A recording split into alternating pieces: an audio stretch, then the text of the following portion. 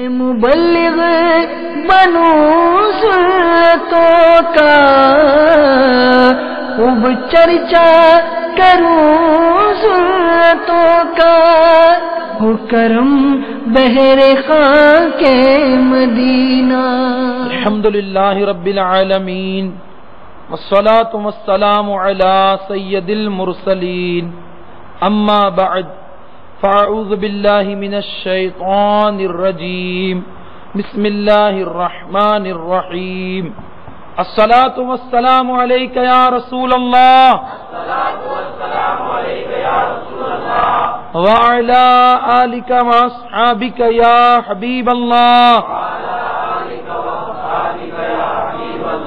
الصلاة والسلام علیک یا نبی اللہ، وعلی آلک واصحابک یا نور اللہ۔ نویت سنت الاعتکاف۔ اللہ کے محبوب دانائے غیوب صلی اللہ تعالی علیہ وسلم کا فرمان تقرب نشان ہے، بے شک بروز قیامت لوگوں میں سے میرے قریب تر وہ ہوگا جو مجھ پر سب سے زیادہ درود بھیجے۔ صلو علی الحبیب صلی اللہ تعالی علی محمد وعلی آلہ واصحابہ وبارک وسلم، صلاۃ و سلام علیک یا رسول اللہ صلی اللہ تعالی علیہ وآلہ وسلم۔ دعوت اسلامی کے اشاعتی ادارے مکتبۃ المدینہ کی مطبوعہ کتاب فیضان سنت جلد اول میں میرے شیخ طریقت امیر اہل سنت بانی دعوت اسلامی حضرت علامہ مولانا محمد الیاس عطار قادری دامت برکاتہم عالیہ صحیح مسلم شریف کے حوالے سے نقل فرماتے ہیں، اللہ کے محبوب دانائے غیوب صلی اللہ تعالی علیہ وآلہ وسلم نے صحابہ اکرام علیہم الرضوان سے استفسار فرمایا، کیا تم جانتے ہو کہ مفلس کون ہے؟ صحابہ اکرام علیہم الرضوان نے عرض کی، یا رسول اللہ صلی اللہ علیہ وسلم، ہم میں سے مفلس تو وہ ہے جس کے پاس درہم و دینار اور دنیاوی ساز و سامان نہ ہو۔ تو آپ صلی اللہ تعالی علیہ وسلم نے ارشاد فرمایا، میری امت کا مفلس ترین شخص وہ ہوگا جو قیامت کے دن نماز، روزہ، زکوٰۃ تو لے کر آئے گا مگر ساتھ ہی کسی کو گالی دی ہوگی، کسی پر تہمت لگائی ہوگی، کسی کا مال ناحق کھایا ہوگا یا اس کا خون بہایا ہوگا یا اسے مارا ہوگا۔ بس ان سب گناہوں کے بدلے اس کی نیکیاں ان مظلوموں کو دی جائے گی۔ بس اگر اس کی نیکیاں ختم ہو جائیں گی تو مزید اگر حقدار باقی رہے تو مظلوموں کے گناہ اس پر ڈالے جائیں گے اور یہ شخص اس وجہ سے جہنم میں ڈال دیا جائے گا۔ میرے میٹھے میٹھے اسلامی بھائیوں اور مدنی چینل کے ناظرین، ذرا غور فرمائیے،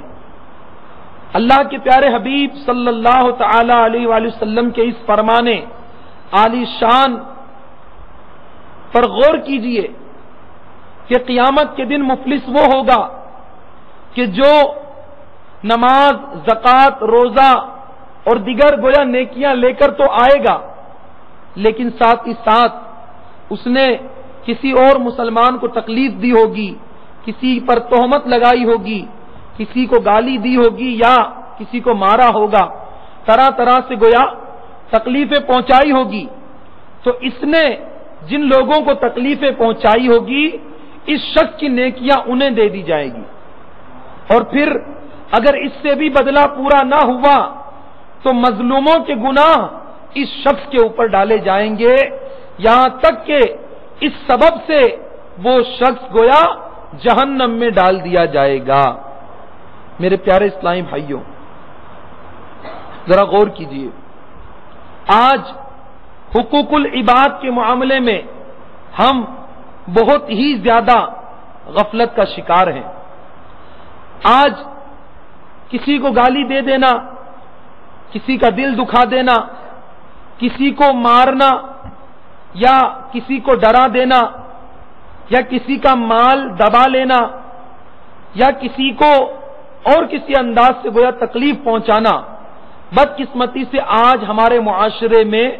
کوئی عیب ہی تصور نہیں کیا جاتا، اور ان حقوق العباد کے معاملے میں ہم غافل نظر آتے ہیں۔ لیکن میرے پیارے اسلامی بھائیوں، یاد رکھیے، حقوق العباد کا معاملہ بڑا نازک ہے۔ اگر دنیا میں بندوں کے حق طلب کیے اور توبہ کیے بغیر اور انہیں راضی کیے بغیر مر گئے اور اللہ عز و جل ناراض ہو گیا، اس کے پیارے حبیب صلی اللہ تعالی علیہ وسلم روٹھ گئے، تو قیامت کے دن بہت پچھتانا پڑے گا۔ چنانچہ اخلاق الصالحین میں ہے، حضرت سیدنا عبداللہ رحمت اللہ تعالی علیہ فرماتے ہیں، اللہ عز و جل قیامت کے دن ارشاد فرمائے گا، کوئی دوزخی دوزخ میں اور کوئی جنتی جنت میں داخل نہ ہو جب تک وہ حقوق العباد کا بدلہ ادا نہ کرے۔ یعنی جس کسی کا حق جس کسی نے دبایا ہے اس کا فیصلہ ہونے تک دوزخ یا جنت میں داخل نہ ہوگا۔ میرے پیارے پیارے اور میٹھے میٹھے اسلامی بھائیوں اور مدنی چینل کے ناظرین، حقوق العباد کا معاملہ نہایت ہی سخت ہے۔ اگر ہم نے کسی بندے کا حق دبایا یا اس کو گالی دے دی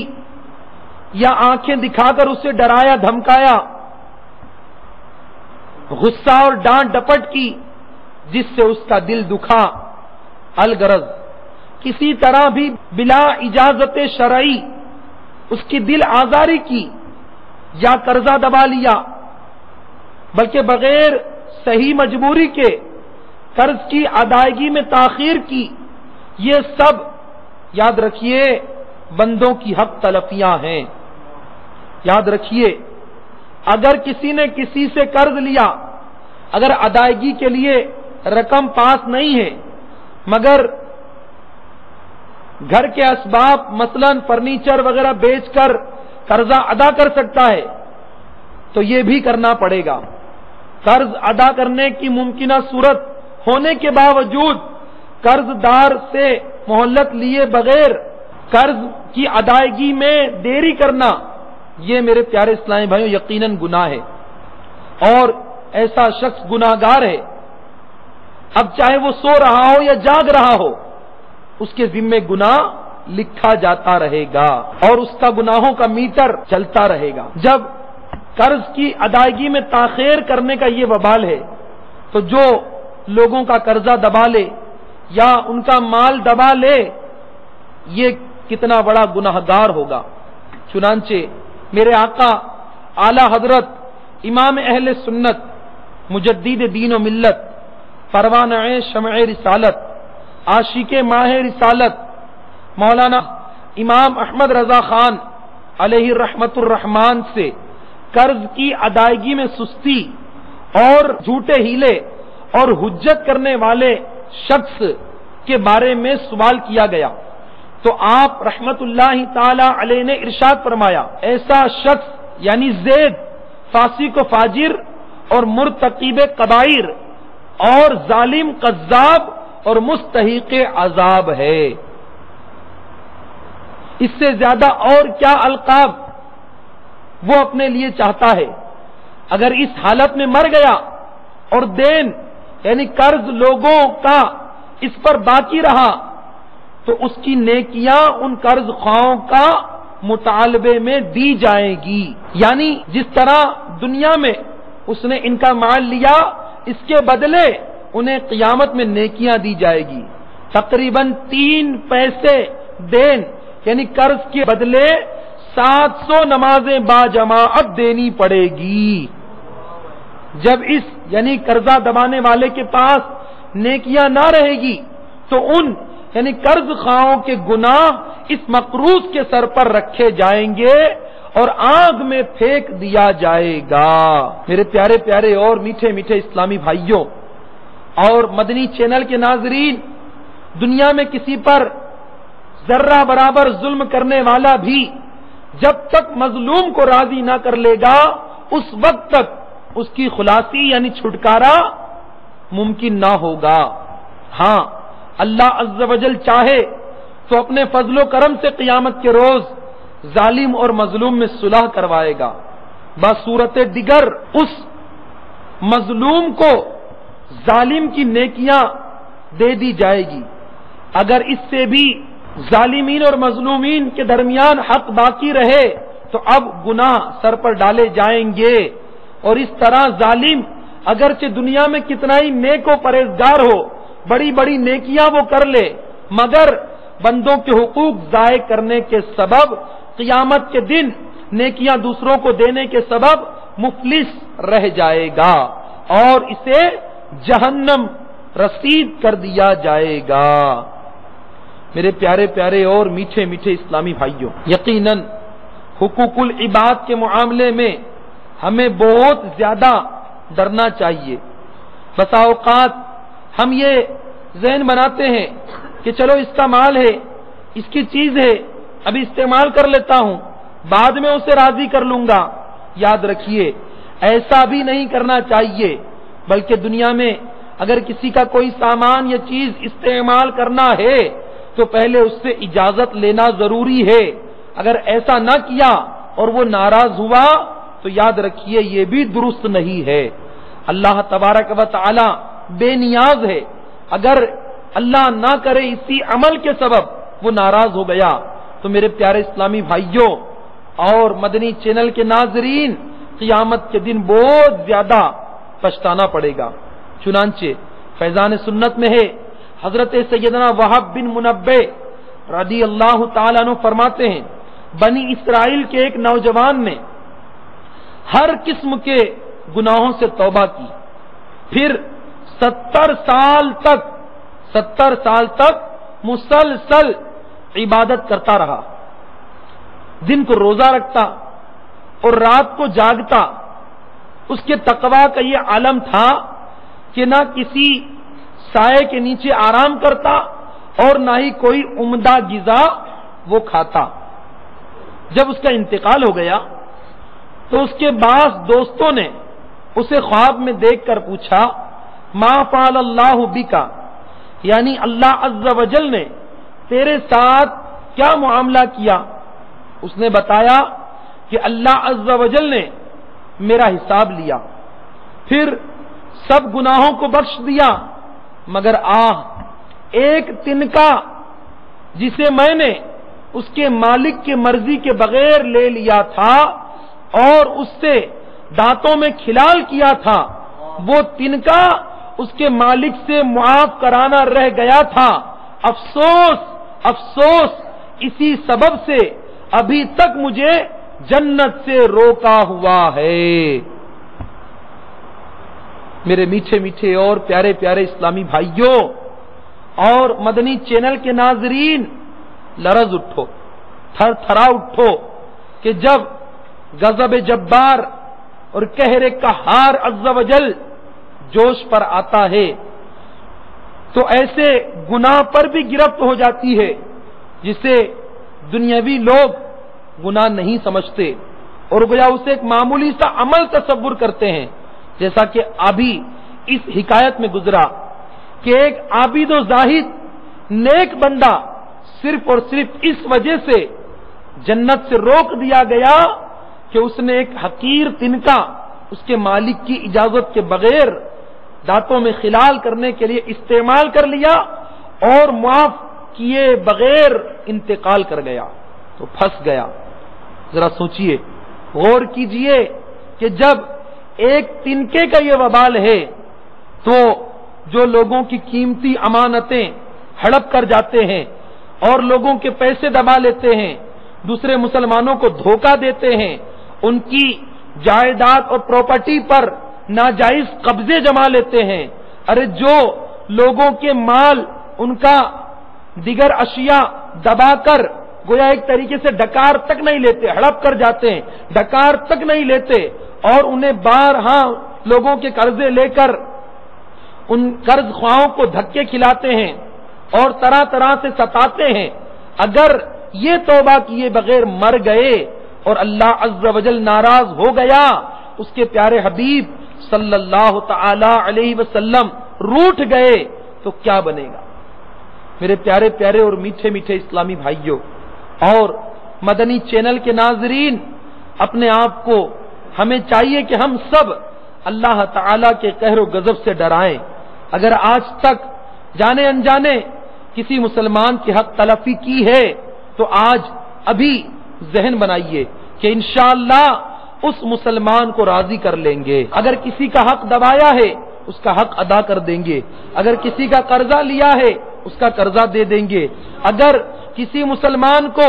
کسی کو بھی اگر کوئی تکلیف پہنچائی ہے تو اس سے معافی تلافی کر کے انشاءاللہ اس کو راضی کر لیں گے، کیونکہ میرے پیارے محترم اسلامی بھائیوں، اللہ تبارک و تعالی بے نیاز ہے۔ اللہ تعالی کی بے نیازی سے ہم سب کو ڈرنا چاہیے۔ اگر اللہ تعالی ناراض ہو گیا تو پھر کیا بنے گا؟ اللہ تبارک و تعالی کو نہ ہماری عبادتوں کی پرواہ ہے اور نہ ہمارے گناہوں کی وجہ سے اس کی شان میں کوئی کمی ہے، بلکہ بندے کو چاہیے کہ ہر اس گناہ سے ڈرتا رہے اور اس گناہ سے بچتا رہے جس سے اللہ تعالیٰ ناراض ہوتا ہے۔ یعنی کبھی کسی گناہ کو چھوٹا سمجھ کر بندہ کرے نہیں، کیا معلوم یہی وہ گناہ ہو کہ جس کے سبب میرا پروردگار مجھ سے ناراض ہو جائے۔ اور بالکل اسی طرح کبھی کسی نیکی کو چھوٹا سمجھ کر چھوڑے نہیں، کیا پتا اللہ تبارک و تعالیٰ کی بارگاہ میں یہی نیکی مقبول ہو جائے اور یہی میری نجات کا ذریعہ بن جائے۔ جی ہاں، روایتوں میں ایسے واقعات بھی ہیں، سنیے۔ چنانچہ ایک ایسے شخص کا انتقال ہو گیا کہ جسے لوگ متقی اور پرہیزگار سمجھتے تھے۔ جب اسے دفن کر دیا گیا تو اس کی قبر میں عذاب کے فرشتے آ پہنچے اور کہنے لگے، ہم تجھے اللہ عز و جل کے عذاب کے 100 کوڑے ماریں گے۔ اس نے خوف زدہ ہو کر کہا کہ مجھے کیوں مارو گے؟ میں تو پرہیزگار آدمی تھا۔ تو انہوں نے کہا اچھا 50 ہی مار دیتے ہیں، مگر وہ برابر بحث کرتا رہا، حتیٰ کہ فرشتے ایک پر آ گئے اور انہوں نے اسے ایک کوڑا مار ہی دیا، جس سے تمام قبر میں آگ بھڑک اٹھی اور وہ شخص جل کر خاک ہو گیا۔ پھر اس کو دوبارہ زندہ کیا گیا تو اس نے درد سے تلملاتے اور روتے ہوئے فریاد کی، آخر مجھے یہ کوڑا کیوں مارا گیا؟ تو انہوں نے جواب دیا، ایک روز تو نے بے وضو نماز پڑھ لی تھی اور ایک روز ایک مظلوم تیرے پاس فریاد لے کر آیا تھا مگر تو نے اس کی مدد نہ کی تھی۔ میرے پیارے پیارے اور میٹھے میٹھے اسلامی بھائیوں اور مدنی چینل کے ناظرین، یہ روایت جو ہم نے ابھی سنی اسے حضرت علامہ جلال الدین سیوطی شافعی رحمت اللہ تعالی علیہ نے شرح الصدور میں نقل کیا ہے۔ مستند کتاب ہے یہ اور اس کے راوی بھی بالکل مستند ہیں۔ اب آپ غور کیجئے، ذرا دیکھیے کہ اللہ عز و جل ناراض ہوا تو اس نیک اور پرہیزگار شخص کی بھی گرفت فرمائی گئی اور وہ بھی عذاب میں گرفتار کر دیا گیا۔ جب اللہ تعالی نیک و پرہیزگار شخص کو بھی اگر چاہے تو اس کی پکڑ کر سکتا ہے، تو جو بد نصیب دنیا میں لوگوں کے حق مارے گا، حق تلفی کرے گا، لوگوں کی اشیاء بغیر اجازت کے استعمال کرے گا، انہیں ڈرائے گا، دھمکائے گا، انہیں ناجائز رقموں کے مطالبے کرے گا، ارے جو رشوتیں لے گا، جو مظلوم مسلمانوں پر زیادہ ظلم کرے گا، اور جو طرح طرح سے کسی کو تکلیف پہنچا کر اس دنیا سے جائے گا، ایسا گناہگار جو توبہ کیے بغیر مرا، لوگوں کے حق ادا کیے بغیر مرا اور اللہ ناراض ہو گیا، تو اس بد نصیب کا کیا حال ہوگا؟ میرے پیارے پیارے اور میٹھے میٹھے اسلامی بھائیوں اور مدنی چینل کے ناظرین، حقوق العباد کے معاملے میں اللہ تعالی سے ہر وقت ڈرتے رہنا چاہیے اور بندوں سے معافی تلافی کا سلسلہ مسلسل جاری رکھنا چاہیے۔ بسا اوقات ایسا ہوتا ہے کہ ہم سمجھتے ہیں کہ سب مجھ سے راضی ہے، لیکن کئی لوگ ہم سے ناراض ہوتے ہیں۔ بسا اوقات ہم خطا کر کے کسی کا دل دکھا کر، کسی کو تکلیف پہنچا کر بھول جاتے ہیں، لیکن اس کے دل میں وہ بات رہتی ہے۔ لہذا ہمیں چاہیے کہ وقتاً فوقتاً اپنے مسلمان بھائیوں سے، اپنے پڑوسیوں سے، اپنے رشتہ داروں سے، عزیز و اقربا سے اور اپنے متعلقین سے وقتاً فوقتاً اپنے حق معاف کراتے رہنا چاہیے، وقتاً فوقتاً ان سے معافی تلافی کا سلسلہ رکھنا چاہیے۔ ہمیں کیا معلوم کہ اللہ تبارک و تعالی اگر اسی معاف کرانے کے انداز سے راضی ہو گیا تو امید ہے کہ اللہ تبارک و تعالی بھی معاف کر دے اور انشاءاللہ بیڑا پار ہو جائے۔ اسی طرح حقوق العباد کے معاملے پر غور کرتے چلے جائیے۔ حضرت سیدنا حارث رحمت اللہ تعالی علیہ فرماتے ہیں کہ ایک گلہ ماپنے والا یعنی مال تولنے والے نے اس کام کو چھوڑ دیا اور عبادت الہی میں وہ مشغول ہو گیا۔ جب وہ مر گیا تو اس کے بعض احباب نے اس کو خواب میں دیکھا تو پوچھا ما فعل اللہ بکا، یعنی اللہ عز و جل نے تیرے ساتھ کیا معاملہ کیا؟ اس نے کہا میرا وہ پیمانہ جس میں میں گلہ وغیرہ ماپا کرتا تھا، اس میں میری بے احتیاطی کی وجہ سے کچھ مٹی بیٹھ گئی تھی، جس کو میں نے لاپرواہی کے سبب صاف نہ کیا تھا، تو ہر مرتبہ ماپنے کے وقت بقدر اس مٹی کم جاتا تھا۔ میں اس قصور کے سبب عتاب میں گرفتار کر دیا گیا۔ اسی طرح ایک اور شخص کے بارے میں ہے کہ اپنے ترازو کو مٹی وغیرہ سے صاف نہیں کرتا تھا، اسی طرح چیز تول دیا کرتا تھا۔ جب وہ مر گیا تو اس کی قبر میں عذاب شروع ہو گیا، یہاں تک کہ لوگوں نے اس کی قبر سے چیخ و پکار یعنی چلانے کی آواز سنی۔ بعض صالحین یعنی نیک لوگوں کو قبر سے چلانے کی آواز سن کر رحم آ گیا اور انہوں نے اس کے لیے دعائے مغفرت کی، تو اس کی برکت سے اللہ تعالی نے اس کے عذاب کو دفع کر دیا۔ میرے میٹھے میٹھے اور پیارے پیارے اسلامی بھائیوں اور مدنی چینل کے ناظرین، مذکورہ دونوں لرزہ خیز حکایت سے وہ لوگ درس عبرت حاصل کریں جو ڈنڈی مارتے ہیں، ماپ تول میں کمی کرتے ہیں۔ میرے پیارے اسلامی بھائیوں اور مدنی چینل کے ناظرین، لوگوں کا حق طلب کر کے جس نے مال جمع کیا، ارے ڈنڈی مار کر جس نے مال جمع کیا، جھوٹ بول کے کاروبار کیا اور دھوکہ دے کر، گویا یہ بھی ایک حق طلب کرنا ہے کہ لوگوں کو دھوکہ دے کر مال، عیب والا مال بیچ دیا اور اس طرح مال کمایا اور اس طرح لوگوں کا حق دبا لیا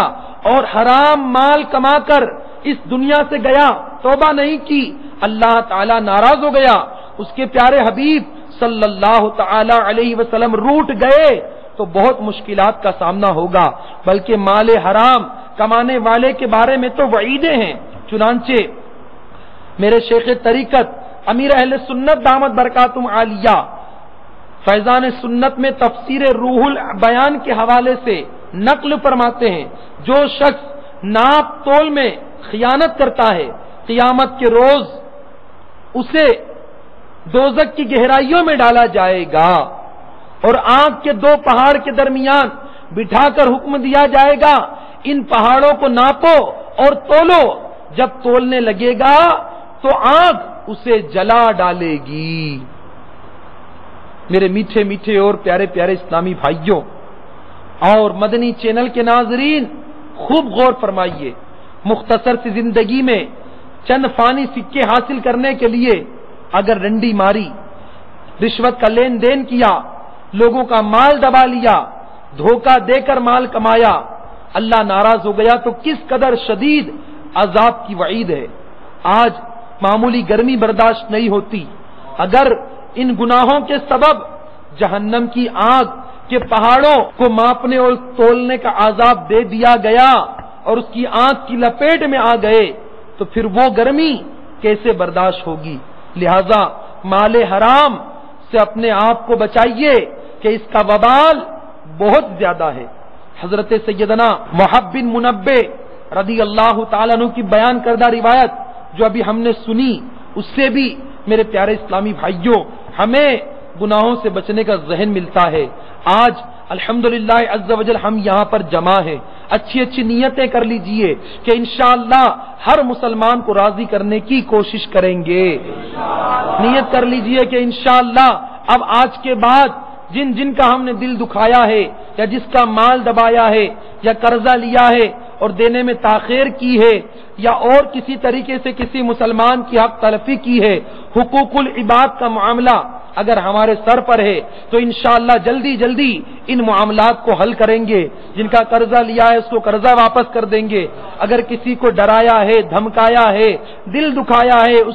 اس سے معافی مانگ کر اس کو راضی کر لیں گے۔ اسی طرح اپنے رشتہ دار، دوست، احباب، عزیز و اقربا ان سے بھی معافی مانگ لیں گے، کیونکہ اکثر حقوق العباد کا معاملہ انہی کے ساتھ ہوتا ہے جن سے تعلقات ہوتے ہیں۔ لہذا بسا اوقات بندہ اپنے بھائی بہن کو بھی ناراض کر بیٹھتا ہے، بسا اوقات اپنی اولاد پر بھی ظلم کر کے ان کی حق تلفی کرتا ہے، بسا اوقات رشتہ داروں سے صلہ رحمی نہ کر کے ان کا دل دکھاتا ہے۔ بلکہ ہونا تو یہ چاہیے کہ اگر دنیا میں اللہ تعالی نے ہمیں مال عطا کیا ہے یا اللہ تعالیٰ نے ہمیں کوئی اور ذریعے سے نوازا ہے اور ہمارے رشتہ دار، ہمارے متعلقین یا ہم سے تعلق رکھنے والے دیگر اور مسلمان اگر کوئی تکلیف میں ہیں، پریشانی میں ہیں، تنگ دست ہیں، بیمار ہیں تو ہمیں اپنے مال سے، اپنے اس ذریعے سے ان بیمار، قرضدار اور پریشان حال مسلمانوں کی مدد کرنی چاہیے، اپنے رشتہ داروں کے ساتھ صلہ رحمی کرنی چاہیے۔ اور ویسے بھی مسلمانوں کو تو یہ حکم دیا گیا ہے کہ وہ اپنی زکوٰۃ مالوں کی نکالیں جن پر فرض ہے، اور زکوٰۃ دینے کے بارے میں جو علماء نے بیان فرمایا اس میں بھی یہی ہے کہ زکوٰۃ پہلے اپنے مستحق رشتہ داروں کو دی جائے، اپنے مستحق رشتہ داروں کو دی جائے، کہ رشتہ داروں میں اگر کوئی زکوٰۃ لینے کا مستحق ہے تو صلہ رحمی کرتے ہوئے پہلے اسے زکوٰۃ دی جائے۔ تو اپنے متعلقین کا خیال رکھیں، ان کی مدد کریں، ان سے معافی تلافی کرتے رہیں، انشاءاللہ عز و جل اللہ نے چاہا تو دونوں جہاں میں بیڑا پار ہوگا۔ صلو علی الحبیب صلی اللہ تعالی علی محمد۔ میرے میٹھے میٹھے اسلامی بھائیوں، حقوق العباد کے معاملے میں اپنے آپ کو ڈرانے کے لیے بلکہ ان معاملات سے توبہ کرنے کے لیے، معافی تلافی کرنے کا ذہن بنانے کے لیے آئیے دعوت اسلامی کے ماحول سے وابستہ ہو جائیے۔ انشاءاللہ اگر اس نیک اور پیارے پاکیزہ ماحول سے وابستہ ہو گئے تو اس ماحول کی برکت سے انشاءاللہ یہ ذہن بنے گا کہ ہمیں لوگوں کے حق ادا کرنے ہیں اور جن کی حق تلفی کی ہے ان سے معافی تلافی بھی کرنا ہے۔ حقوق العباد کے معاملے میں ڈرنے کا، اپنے آپ کو نیک بنانے کا، اللہ تعالیٰ اور اس کے پیارے حبیب صلی اللہ تعالی علیہ وسلم کو راضی کرنے کا انشاءاللہ ذہن بنے گا، اور دعوت اسلامی کے ہفتہ وار سنتوں برے اجتماع میں پابندی وقت کے ساتھ شرکت کرنے کا اپنا ذہن بنائیے۔ دعوت اسلامی کے مدنی قافلے جو الحمدللہ سنتوں کی تربیت کے لیے گاؤں بگاؤں، شہر بشہر سفر کرتے ہی رہتے ہیں، ان مدنی قافلوں میں بھی سفر کرنے کا ذہن بنائیے۔ انشاءاللہ نیک ماحول سے وابستہ ہو گئے، نیک ماحول کے قریب آ گئے تو اس کی برکت سے اللہ تبارک و تعالی ہمیں بھی نیک بننے کی توفیق عطا فرما دے گا انشاءاللہ عز و جل۔ آئیے میں آپ کو اعتکاف کی ایک پیاری پیاری بہار سناتا ہوں۔ ایک اسلامی بھائی کا کچھ اس طرح بیان ہے کہ بمبئی کی تحصیل کرلا ہند میں تبلیغ قرآن و سنت کی عالمگیر غیر سیاسی تحریک دعوت اسلامی کی جانب سے رمضان المبارک 1426 ہجری میں ہونے والے اجتماعی اعتکاف میں ایک ایسے اسلامی بھائی معتکف ہو گئے جن کو ہر دوسرے دن مرگی کا دورہ پڑتا تھا۔ الحمدللہ عز و جل اعتکاف کے دوران انہیں ایک بار بھی دورہ نہیں پڑا، بلکہ ان کا کہنا ہے کہ الحمدللہ دعوت اسلامی کے اجتماعی اعتکاف میں شرکت کر کے اللہ عز و جل کی بارگاہ میں گویا دعا کرنے کی برکت سے تعدم تحریر آج تک مجھے وہ تکلیف نہیں ہوئی، اور اللہ تعالی نے اعتکاف کی برکت، عاشقان رسول کی صحبت اور دعاؤں کی برکت سے مجھ سے وہ تکلیف دور فرما دی۔ صلو علی الحبیب صلی اللہ تعالی علی محمد۔ تو میرے وہ اسلامی بھائی اور مدنی چینل کے ناظرین جو دعوت اسلامی کے ماحول سے اب تک دور ہیں، نیت کیجئے کہ انشاءاللہ ایسے نیک اور پاکیزہ ماحول سے اپنے آپ کو وابستہ کریں گے۔ اللہ تبارک و تعالی ہمیں حقوق العباد کے معاملے میں ڈرنے کی توفیق عطا فرمائے، اور جن کے حق طلب کیے ہیں ان کے حق ادا کرنے اور ان سے معافی تلافی کرنے، ان کو اور اللہ تعالیٰ کو راضی کرنے کی اللہ ہمیں توفیق عطا فرمائے، جو کچھ سنا اس پہ عمل کرنے کی توفیق عطا فرمائے۔ آمین بجاہ النبی الامین صلی اللہ تعالی علیہ وسلم۔ مبلغ بنو سنتوں کا خوب چرچا کروں سنتوں کا، ہو کرم بہر خاک مدینہ۔